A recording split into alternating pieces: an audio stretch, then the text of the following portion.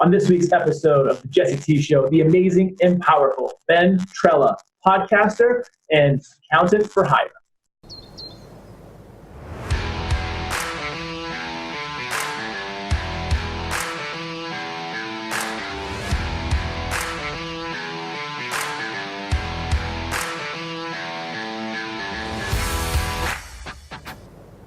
Ben, it's a great time to have you on the show. I'm excited to connect with you. Thanks so much for joining us today.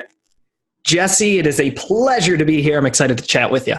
Yeah, man, I'm excited to connect with you and learn a little bit more about you and your journey and your story and share that with as many people as humanly possible and leave the world just a little bit of a better place. So tell That's my goal. About Ben, rhymes with umbrella, Trela. That's the name. Don't wear it out. It's actually alert spelled backwards. Okay. That's always my fun fact. When everyone's like, "Tell us a fun fact about yourself," is the introduction. Terrible intro, but it's a good fun fact to have. I love it. Yes, a recent graduate. I grew up in a smaller suburb of Detroit. I was about 20 minutes southwest of the city, or just south of the city, actually. I came from a big family, which has always lended itself to having a wide variety of experiences, to say the least.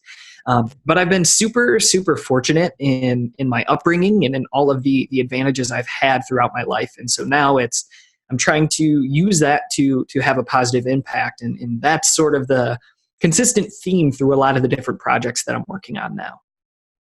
So some of those life experiences and things that you've found along the way, what were some of the pinnacle ones for you that stand out the most? Yeah, so I'm the youngest of five, which is great, especially nowadays. You don't tend to see families that big, but I'm the youngest of five. I have three brothers and a sister, and I've always sort of been able to learn from all of their mistakes and internalize them. For example, knowing, okay, my parents are going to be pretty pissed if I get a C in a class or get a C on an exam when I was in middle school and high school. And so that was sort of not intense, but it let me learn from their lives and sort of gave me four different approaches that I knew whether worked or didn't work before I had even gotten to that point in my life. And then, so just to kind of wind back the clock, I was born in 97. I was in middle school, and I know I'm a young one. I was born in 97, and I was in middle school during the financial crisis of 08-09. And my dad worked at Ford. And I don't know if you know a lot about Ford during the crisis or any of the auto companies, but it was kind of a mess. Yep. And so Cash for Clunkers came out not too long after that, trying to get some headway. Yeah, exactly. And so my dad wound up losing his job in the last round of layoffs at Ford. And so throughout sort of the next year, he was unemployed, and then he had to move for the next 5 years. So my parents stayed together, but my dad moved to Baltimore and then later Columbus. And then after, 5 years came back home. And Wow. So in that time, my siblings and my mom really stepped up, and they really, became that support structure. My oldest brother sort of stepped into sort of that fatherly role for the time, which I'm eternally grateful for, because he's 9 years older than me. So I was, that pain in the ass 11, 12-year-old dealing with my brother who essentially moved back into the house to help my mom make everything work while my dad was gone. So it was just this really community style upbringing. I shared everything with my siblings. We messed around and screwed around with each other as kids do, but it was always from a place of love. And that really built and solidified in that time that my dad was gone and then later moved back home. So sort of that community upbringing is something that's always been really, really big in my family. So with this impact of a couple different things, with your father traveling and being a great supportive dad in the sense of trying to make the ends meet, trying to go where the work is, regardless of how much it probably tore him apart to be away from family, he did what he had to do. So he set an example for you probably in a few different ways, I'd imagine. And then also this connective tissue to the family just grew stronger with them role modeling things for you, helping you grow through things, you learning through experiences that they had. Yeah. So where does all that stand today in terms of the relationships with the brothers and sisters? I'm assuming there's brothers and sisters if there's five. And then with dad, how has that evolved? So it's really cool when my dad moved back home. That was right around the time my sister went to college. She's in the middle. She went to college way up in northern Michigan. So we saw her maybe once or twice a year for the 4 years she was in school. At the same time, my brothers were going through school and getting new jobs, and we just, as families do, as they grow up and mature, we saw each other a lot less. But having such a tight family upbringing and knowing how important family was, from sort of having not a lack of it, but having to build a family through challenging times, if that makes sense. Right. My dad moved back, my sister came back home, and my mom and sister were talking, and suddenly we started doing like family dinners. So every Sunday we go to my parents' house, everyone together, whoever can make it, nothing crazy formal. We just hang out and are a family and are together. So that's something that's really important to me, is having a strong community, whether it's, your support network that you gain through birth or adoption, if that's, how you grew up. But having that immediate support system has become huge in my life.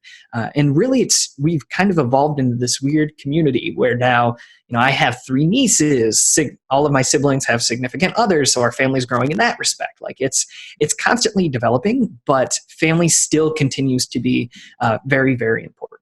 So to sort of contextualize it, that was 0809. I graduated high school in 2015. And so I'm not sure if you prefer like the storytelling aspect or just like to kind of dive into individual topics, but sure. Yeah. This is like a Quentin Tarantino movie where everything it doesn't have to be linear from start to end. Doesn't have to be, cool. It could be whatever's important to you, and getting your story out there is where my mind's at for you. Awesome. So like jump cut back to high school. I never felt particularly challenged. I did well in school. I got, not full ride, but I got the highest tier academic scholarships to the university I wound up going to. I did well in school, but there was only ever one class that I felt challenged in, and that was physics, because it was a totally different style of thinking. And it was a totally new challenge compared to everything else that I had been doing. And so, in school, I never really felt particularly challenged by my academics. I did theater for 8 years, and that was one of the most enriching experiences I've ever had. But I sort of dabbled in a lot of different things, but nothing really besides theater, and I played tennis. So besides those 2 sort of hobbies, nothing really captured my interest all that much. So when I came to college, I was sort of looking and hoping for a new challenge. And so when you went to school, what was it, your major? Were you majoring in accounting or any of the financial kind of sciences there? Or were you like every other person that first enrolls, like they've changed their major at least a couple times? Yeah, so I started as a theater major with a minor in physics. And that is not what I graduated with at all. So I started in the theater program, and I love performing. Performance is incredible to me because it brings together all these elements to have an impact on individuals. So you get, the actual story itself, you get the costumes, the lighting design, the sound design, and the performance all comes together to create this emotional experience for the audience, for the viewer. And so when I got to college, I went to Wayne State here in Detroit. When I got to school, I just wanted to be performance. The challenging thing about university degrees in theater is that they want you to be well-rounded. So they want you to have light design, sound design, scene design, costume design experience. And I didn't have the vision for that. I can't work with materials. That's not how I work. And so I started to kind of want something else with my degree. I didn't know what it was. Now, about 4 days before I started at Wayne State, I started as an intern at this company that's based downtown. So I'd, take the shuttle to and from work. It was a 3-mile commute each way. Not bad. Now, I was working as an accounting intern. So I was starting to see the business side. Now, granted, my job was, to take 400 to 500 pages of invoices, hand sort through them to decide what we need. The rest of them just got shredded, and those ones I folded up by hand, stuck them in envelopes. I didn't have to lick the envelopes, thank God. But then I would throw those to the mailroom, come back the next day, rinse and repeat. So it wasn't a particularly stimulating job, but a fun thing happened over the next few months. We essentially automated me out of a job. So now everything I was doing could have, should have, and eventually was done by email, which meant I'm this intern just kind of hanging out with no work to do. Now, there's a couple different things you could do in that situation. You could say, all right, my work here is done. Deuces, I'm out. I quit my job. or you can trust the people that you're working with and trust your bosses and your superiors, whoever that may be, to get you into the right position. Now, I opted for trust because, I had nothing better to do, frankly, and I didn't know where else to go. So I said, hey, I'll stick around. Well, my boss wound up bringing me some really cool projects and sitting down and teaching me accounting. And so I had known this was end of my first semester at school, so freshman year.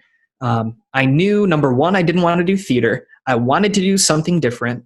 I thought about leaving Wayne State and going to a different school, but the relationship that sort of brought that to fruition fell out. And so I didn't want to go that route anymore. I knew that wasn't the right path for me.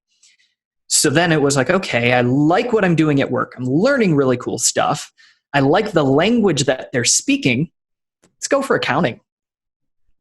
Wow. Okay. So big shift, but you found someone to take you under their wing and to teach you and show you and guide you. And so what was it that really captured you in terms of accounting, and you're doing it to this day? So obviously you have a passion for it at some level. So the interesting thing about accounting is what really pulled me toward it was business in general. So I was interested in business, that I had a different boss that came into the office that the interns were sharing. There were 3 of us. She came in and said, hey, there's a debate here, a presidential debate here in the city tonight, but I have a meeting, 5 hours south tomorrow. I want to do both. You want to drive me to this meeting in the morning? And so me being the hourly paid intern with nothing better to do, hell yeah, I'll drive you to this meeting tomorrow morning. Right. So woke up at 5, we drove down, and I spent the entire day sitting in tax meetings, which sounds miserable. And bear in mind, I was a theater student at the time, so I was not qualified to be in that room at all. But I was sitting there and I was soaking all this up. And so I was in a business mindset.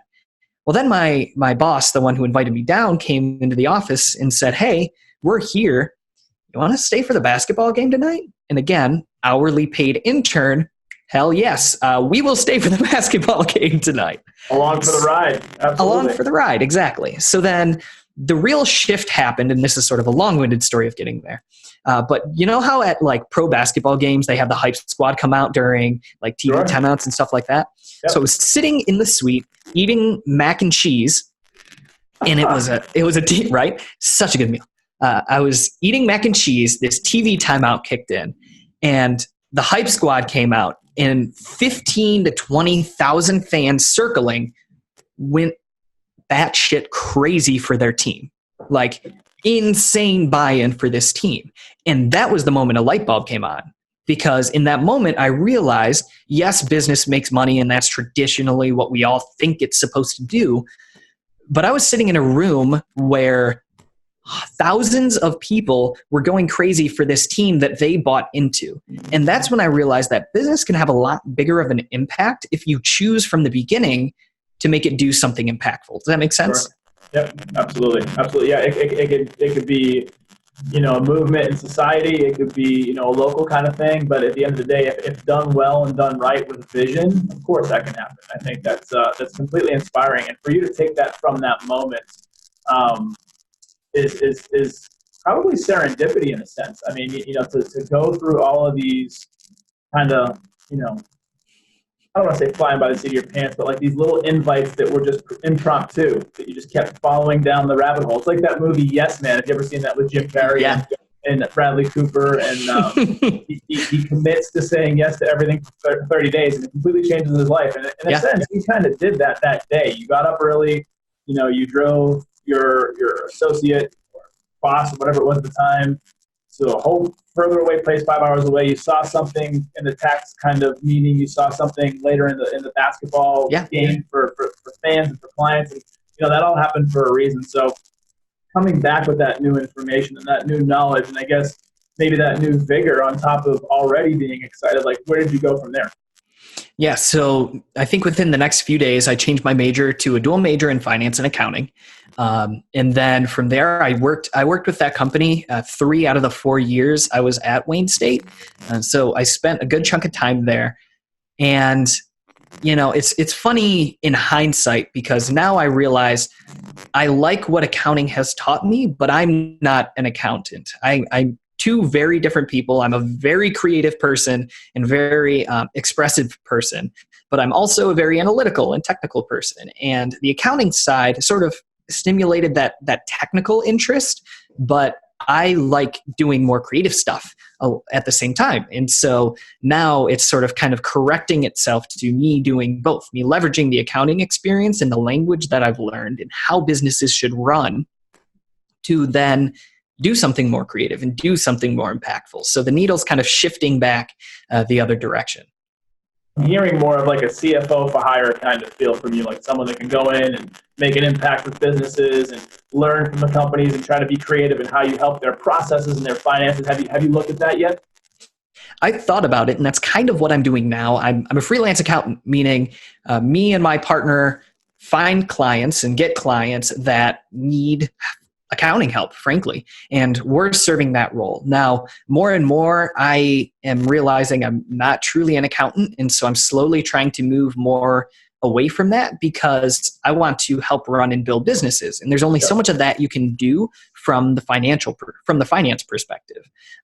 That's one subset, and that's a support function of overall business. You can't really call the shots from accounting, unfortunately. And that's more where my interest lies. And that's where the problem solving happens. So that's the direction I'm trying to go. And so now this next summer, I accepted a fellowship, which will let me work with a startup. And the roles that I'm seeking there, I'm trying to move more into an oversight or operational role where I can sit with the founder and say, hey, what are you worried about? What do we need to fix? Put me in, coach. Like, I want to do very impactful stuff. And one of the best ways I can do that and learn very quickly is by working with startups. Plus, I just love the chaotic environment. That's sort of where I thrive.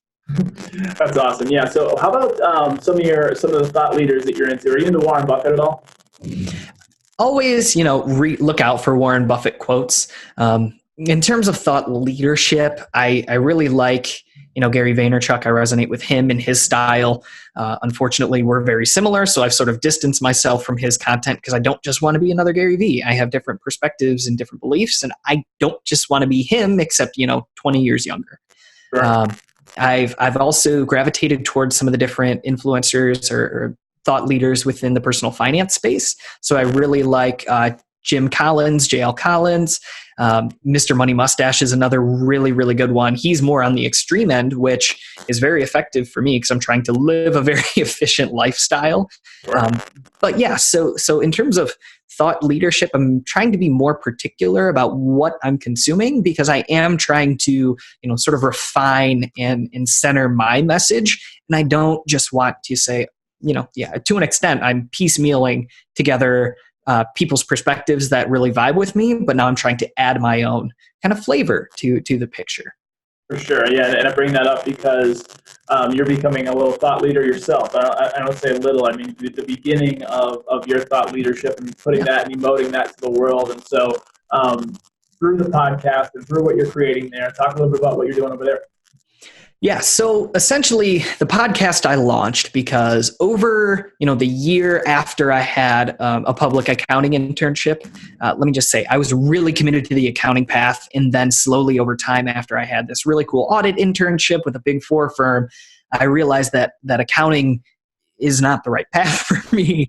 And so this sort of came to a head earlier this year. And so in April, I really got to a point where I said, okay, I'm struggling to figure out what I want to do after graduation. I know what I went to school for isn't specifically what I want to do. So now I need to figure out what I want to do next. And so I launched the podcast as a way of saying, okay, I'm struggling with this. There is no way in hell that I am the only young person in recent college grad that is struggling with what to do for the rest of my life. Why not have conversations with really cool people with very fascinating stories that will help me figure out what paths are available? And why not bring other young people along for the ride? Because I'm not afraid to look foolish and ask stupid questions and be that voice for the listener. I'm not afraid to ask those uncomfortable questions. So why not bring other young people that are trying to chart things out along for the ride? I love it. And what types of people have you had in the podcast so far, and how long have you been doing the podcast and kind of the narrative and the whole, behind the scenes thing? Yeah, so I launched the podcast April 18th. That's when the preview and the first show went up. And since then, the show has sort of taken a life of its own in a way. So the overall thesis of the podcast is you spend at least half of your waking hours at work. You should probably do something you actually care about. Otherwise, the other half of your time that you're awake, you're going to be miserable. And so I really try and do that through two different types of stories. First is entrepreneurs and artists. I'm actually doubling down on artists because I want more of that creative content in there as well, rather than solely business. So artists and entrepreneurs that have interesting career paths and interesting stories. My goal is to make a platform for them so that we can, start to spread messages from a wide variety of types of people and experiences. The other component I focus on is personal finance folks. So people who, your Jim Collinses of the world, haven't had him yet, aspiring to one day. Those types of folks, because I believe frugality and deliberate financial living is sort of the price you pay to live the life you want. So how do I work and how do I spend in line with my values so that I can create a life that's actually important for me and that I find meaningful? I love it. There is hope for humanity with what you're saying. How old are you now? 22. At the tender age of 22, you're speaking my language as a wealth advisor and a fee-only fiduciary, someone who looks at these things every day. And there's a thought that goes along with this. Are you familiar with Jocko Willink at all? I'm not, no. He's an extremely successful podcaster. He was in the Navy for many years as a Navy SEAL and a lot of combat experience. And he's the guy that if you go on Instagram, you'll see his watch every morning, the same thing, says 4:30, get after it, like start your day. And he talks about how when you talked about frugality and like being pragmatic, he talks about how discipline equals freedom, right? Mm-hmm. And so people think that the more disciplined you are or the more rigid you are when it comes to certain things, especially finance, that it's constricting, but actually opens up the door to be so free in what you do. Because if you're putting in processes and you're putting in systems in place that are efficient, that are duplicatable, that are easy to follow, I mean, once those things are put into place and they take on a life of their own, you can operate outside of those things as long as you still tend to them. That makes sense. And so with discipline, for him, it's training, it's eating, it's sleeping, it's the day-to-day. He's an executive for a company now, his own company, actually. He's independent. But that discipline that you talk about of even just finances, I mean, it's an art that if you can master it, it can touch all aspects of your life. Yeah. So the interesting thing too is the reason that a lot of us don't take the time to set up those processes is it takes a lot of upfront work and you don't necessarily see the payoff immediately. It's small little bits over time that really compound. And so it's a high ROI activity, but it's a significant upfront investment. So to me, long game. It's the long game. Exactly. So I dress very simply.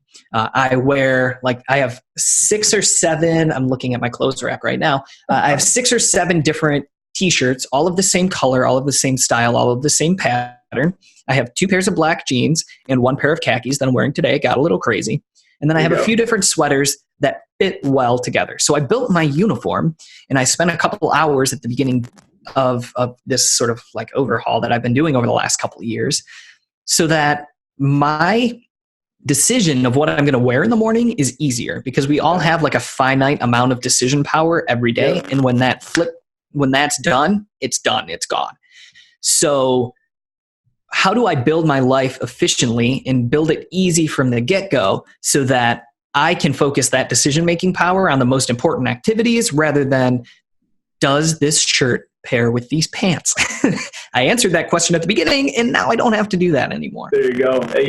Steve Jobs was famous for this and decision fatigue in terms of that's why he always wore the same thing. And, for me, I'm a little bit more into fashion, but it's one of those things where I have everything nailed down to where it needs to be. And there's times in the morning when I'm getting ready, if I haven't planned it out and thought about it, I'm like, okay, well, is this really going to wear on me in terms of my decision fatigue? And I haven't felt it yet, but it's definitely good to have processes in place for anything that you do, whether it's getting your uniform, as you call it, prepared, whether it's being prepared with finance, whether it's being prepared for your guests on your podcast and having a narrative that you want them to share. I mean, it all comes down to process. And once you do build those things, once you do start them and continue to whittle them down so that they're leaner and meaner, they really do start, like you said, they take on a life of their own.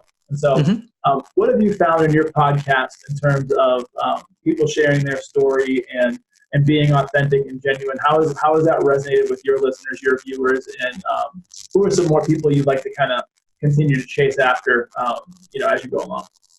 Yeah. So the one question, right, at the end of every show, I ask my guests sort of the 4 quick hit questions, which are meant to give some more tactical advice and takeaways from their overall conversation.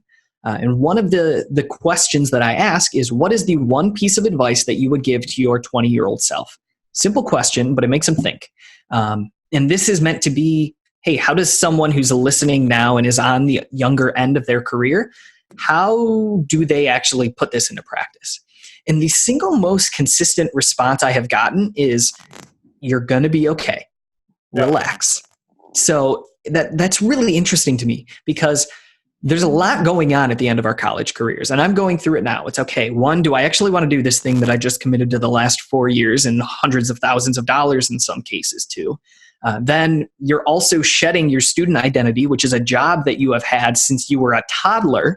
You've been a student your whole life. Like, I graduated back in August. I went shopping at Meijer because I needed to pick up some deodorant. That was the only thing I needed to go in there for. Do you know what August is? It's back to school shopping season. So I made a beeline straight to the deodorant, grabbed it, and I had this nagging feeling that I was missing something. And as I walked back toward the register, I passed all the back to school stuff, and I realized, I'm thinking I need to buy, notebooks and pens and all that stuff for this next school year because it's going to be cheap now and won't be later.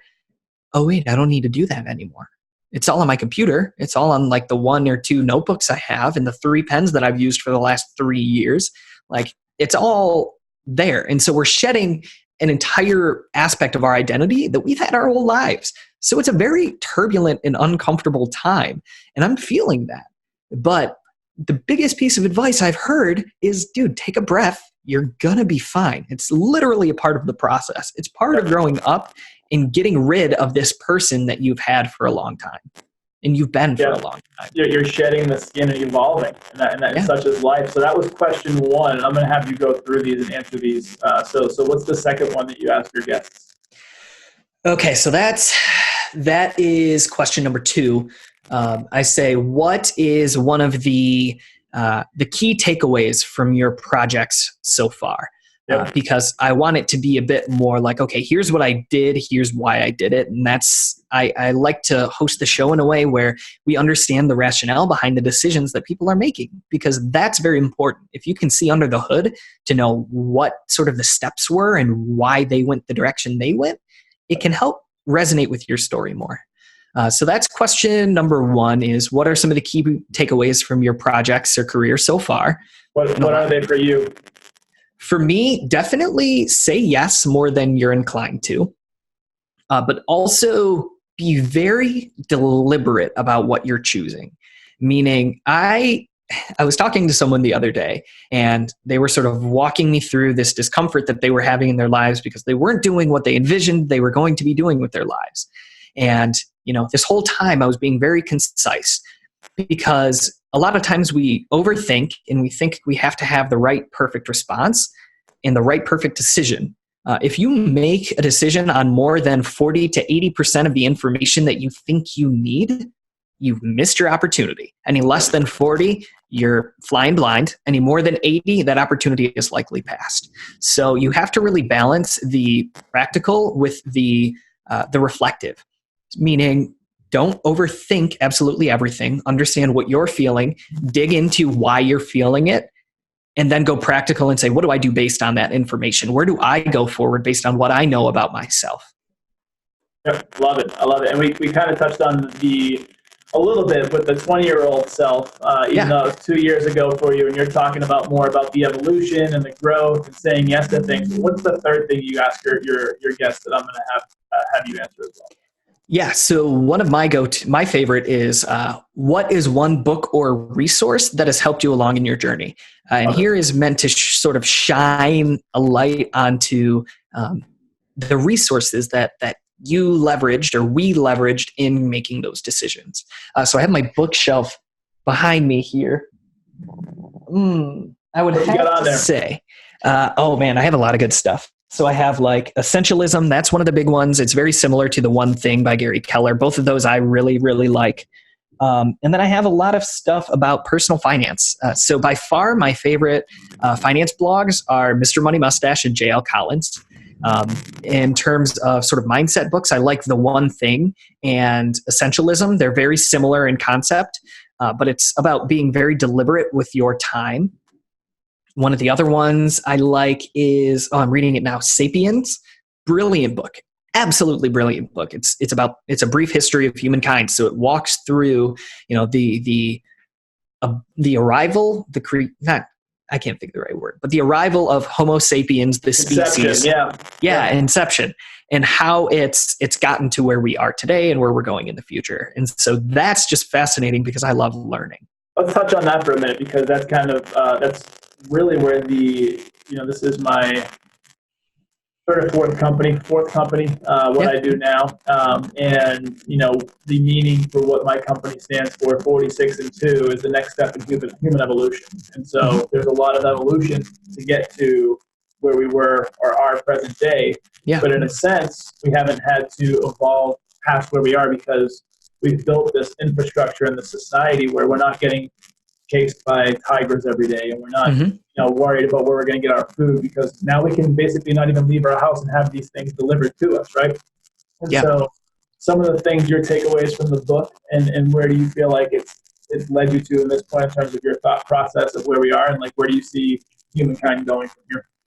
Yeah, so I think we're due for a correction in connection. How about that for a soundbite? I love it. Meaning we've become evolved. Our societies are structured in very isolated ways. I mean, if you look at the current suburban outlay, individual houses, individual lots, high private fences, and we're starving ourselves of the human connection and community that we crave. We can now leverage social media to do that and digital meetups in ways that we never have before. But I think now we're going to increasingly see technology being used to bring people together in new and creative ways. I think we're about overdue for a correction in how we interact as people. One of the other things that's really cool and that I've heard elsewhere, but is sort of coming to light in the book, is we evolved to live in being chased by tigers. That's the world that our bodies and our minds evolved into. Fight or flight. Yep. Fight or flight, exactly. And so now the world we're living in, we're not threatened by those immediate dangers. And so we're running an old operating system on new hardware. And it's going to be interesting to see how that sort of works through. I think we're going to have to reconcile a lot of those differences between the societies we had, 10,000 years ago and the advanced society that we're living in and constantly trending toward. Yeah. So I don't have any answers for how that's going to happen, but it's going to be fascinating to watch. Yeah, they say a lot of times that when you're living in your time, you feel like this is the most advanced, with technology and medicine. But, as you look back at society, it's never as advanced as it is now. So it's going to be interesting to see years down the road. We thought we'd kind of arrived, but we still need a little bit more. Close. Yeah. We need a disruption. We need something to kind of shake the tree, so to speak, so we can get back to those things that we really do crave and those things that we do want. But we've become creatures of comfort, and we're in a microwave society, so it's going to be hard to put those two together. But I'm excited to see how it plays out for sure. Definitely. So, with the fourth question. What is that question, and how do you answer that? Yeah, so one last one in terms of books. I really also like Predictably Irrational, and there's another really good book, but it's all about economics and rational economics. I can't think of the right words. Sure. Behavioral economics. That's the phrase. I'm very, very fascinated in that stuff, seeing how humans work and how we consistently screw up. Thinking Fast and Slow. That's the one. So those are two other books that I absolutely love. Question number 4 is, where can people learn more about you, and how can people connect and follow your story? So we can plug that one now if you want to come back to it. We'll get to that one. Yeah, that'll be good. So now in terms of where you're at today with, being an accountant for hire, looking to be a part of this startup as it comes up and see how the inner workings of that come along. And then also with your podcast, where has it led you to now in the end of 2019, and what's going to be the next iteration for you, and kind of building your brand and growing and experiencing as you look forward to 2020 and beyond? Yeah, so it's the end of the year, so of course I'm reflecting on this. It's a fitting time for this question. But more and more, I want to have creatives on the podcast, because I have a lot of people from the business perspective, because that's where a lot of my connections are naturally, solely from where I've worked and with whom I've worked. But I want to have more creatives, because there's so much more than just business as its own thing. You know, having more marketers, more creatives, you know, people who create content, videographers, you know, storytellers in their own regards, all different types of people, because I want this to be a very wide-reaching podcast with a ton of different types of people, because I want it to be a platform for underserved communities that haven't gotten to express their stories in powerful ways. And I want to help bring that to the surface using what I have available. So I want to get more creatives and make sure that I'm deliberately choosing diversity in terms of my guests and who I have on.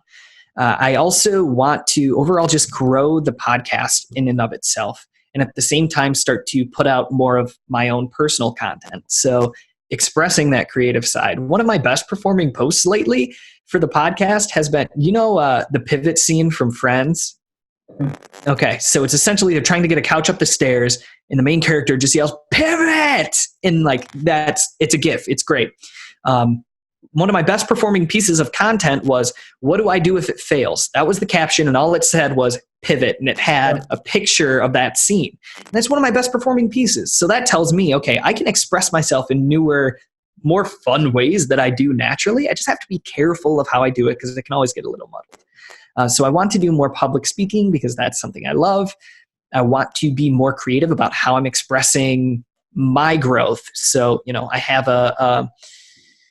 it was a panel that I was on, and I have the presentation just about ready to post to YouTube. I'm going to watch through it again, but then I can rip that out into, you know, a bunch of different sound bites to post across the board. And I want to start to express who I am and my beliefs and what has shaded that in, while also being true to how I tell stories, if that makes sense. I love it. I love it. Yeah, it's great for branding. And you mentioned Gary Vee earlier, and having content that lives on into perpetuity, that you believe in, that you feel like is your purpose and your why, right? To bring Simon Sinek, start with why. Yeah. And anytime you build, even from your podcast, I mean, you know this. I mean, there's so much that you can rip out from one episode. You can make snippets, you can make sound bites, you can make little clips, audio clips, video clips. I mean, there's so much you can do with that. And I think that you're doing all the right things with planning for that and preparing for that. And so, what are some things you're looking forward to in terms of personally in the next year or so? Are you looking to go on any trips? Do you do any masterminds? Do you go meet with people? Are you looking to get on people's podcasts? Things like this. Yeah, so I am looking definitely to get on more podcasts, because stuff like this is fun. I like people being able to poke holes in my story and challenge me to think about why I'm doing what I'm doing in ways that I would never ask myself. So I love podcasts. Other stuff I'm really excited for this fellowship. Essentially, I get to spend a month learning from some of the best management consultants and companies in the world. And then essentially I get to jump right in, having a positive impact on a startup from day one. So that's something I'm very excited for. I love seeing an impact. Other than that, I'm trying to move to a new city just because I want to kind of have that, jumping out of the nest situation and have that challenge so that I can continue to become who I want to become and put myself outside of my comfort zone to do so. Other than that... what are your top few cities you're looking at right now?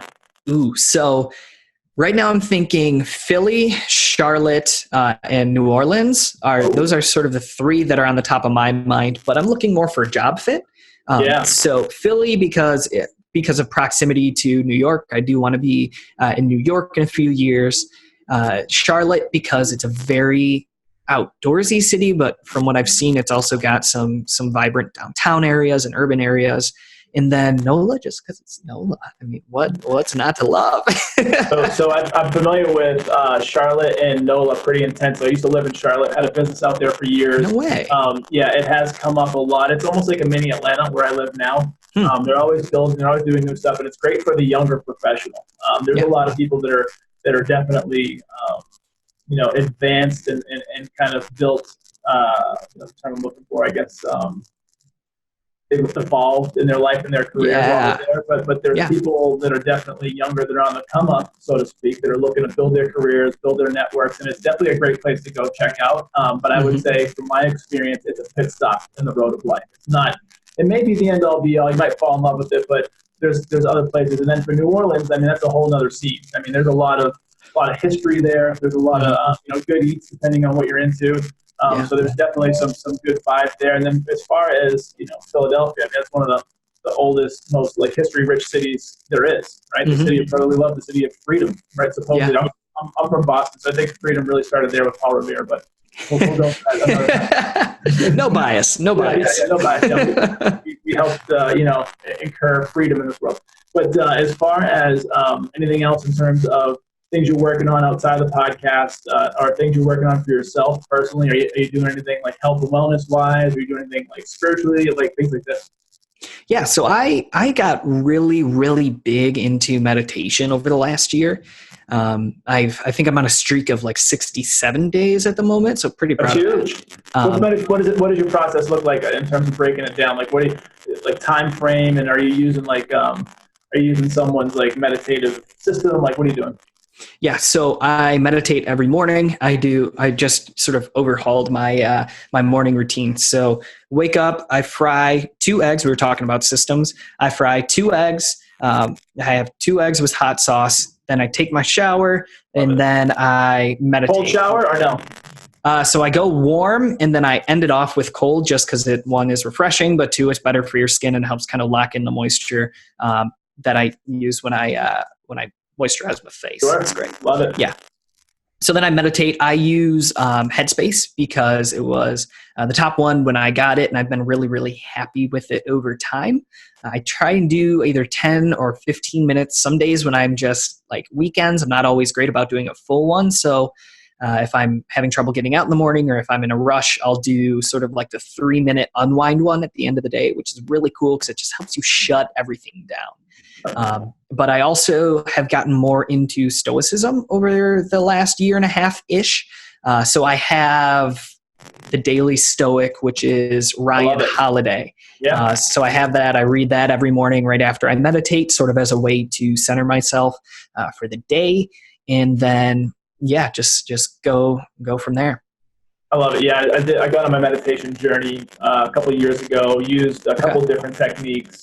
There was a three-part to a 15-minute kind of meditative thing. And it was after a workout, it's the yin and the yang. The workout was hard and intense and sweaty and breathing hard. I moved into more the yang, whatever's the softer side. And just basically would do a 5-minute diaphragmatic breathing that Tony Robbins had, where you would basically just get more oxygen, get more focused. Yeah. And then I would work on, really setting intentions for how I wanted things to go, even just with physically and with my body and spiritually. And then I would move into the last piece of it, which was 3 goals for the day that I wanted to focus on and kind of go after. And then you mentioned the Stoics and Stoicism. Big into that myself. One of my, I guess, if I have an ethos, it's been memento mori, which if you know the Stoics, it's know that you're going to die, so live your best that you can today, right? And there's a book that I'm reading. I'm about halfway through. It's Marcus Aurelius Meditations. And a lot of the Stoicism and Stoic philosophy is led through there. And a lot of it's just being a good human being. And if you were to die today, would you be happy with what you've done today and in your life, right? Yeah. So I think you're on the right path there. And as far as, people that want to look more into your podcast, what's the name of your podcast? How can they find you on social media? Because obviously you have a lot to give back to the world, and I'd love to point people in your direction. So how can people learn more about Ben Trela? Yeah, so the podcast is called Taste for Tenacity. It's available on YouTube, wherever you get your podcasts. It's on Instagram at Taste for Tenacity. You can also get to my links page. So if you go to bentrela.com/links, that serves as my link tree. So it has a quick overview of the podcast and then links to all the different platforms. So that's the podcast itself. I do want to note the podcast is me helping other people share their stories. So if you want to get to know more about me personally, you can read through my blog. I have some older articles up there. I fell out of the habit this summer after I went backpacking. But yeah, so I'm go to bentrela.com. That's my website with all my blog. And you can also follow me on Instagram. I'm at ben.trela. That is Ben, Trela, spelled T as in Tom, R-E-L-A. And then I'm also on LinkedIn and Twitter as well. Should be able to find me with a search of Ben Trela. That's awesome. And any go-home message for the people that are listening or watching the show today? Yeah, it's going to be okay if you make it okay. That's the important thing. So take responsibility over what you're going to do and focus on what you can control, and that's your emotions and your actions. I love it. Tons of value added, tons of insight from a young man who is wise beyond his years. I'm excited to see what the rest of 2019 and the future holds for you, my friend, and we'll definitely stay in touch, and I'll do whatever I can to help you in your mission in life. He is the amazing, the powerful, the mighty Ben Trela. I'm Jesse T. Be sure to catch us on next week's episode of Jesse T. Show and Podcast. Jesse, thanks for having me. Hey, my pleasure.